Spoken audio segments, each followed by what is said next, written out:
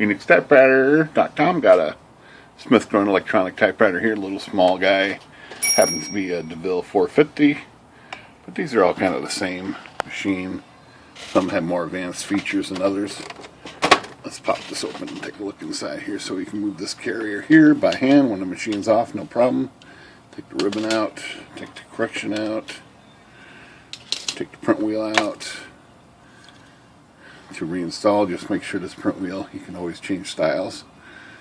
The letters are facing the roller, you can just drop it back in, lock the carrier forward, this little print area.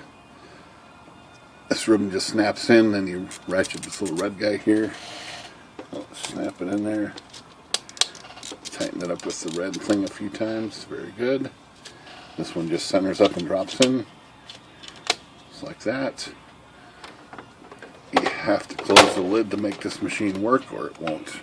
It's got a safety switch on the lid. Put some paper in here and type on this a second here. This just has a simple on-off button down here.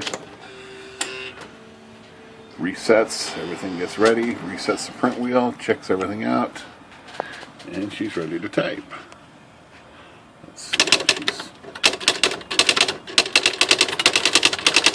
all ready to go. This has some basic features on the keyboard.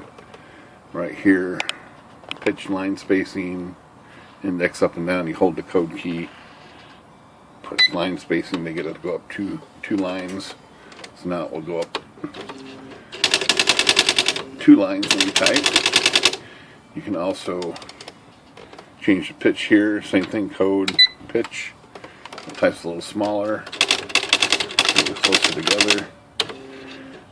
Well, this is pretty basic. It's got correction feature, which works pretty good on these. It's just right down here.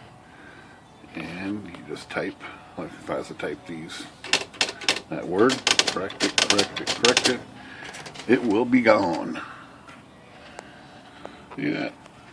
Nothing left. So it's a very basic typewriter. Not a bad one for what it is.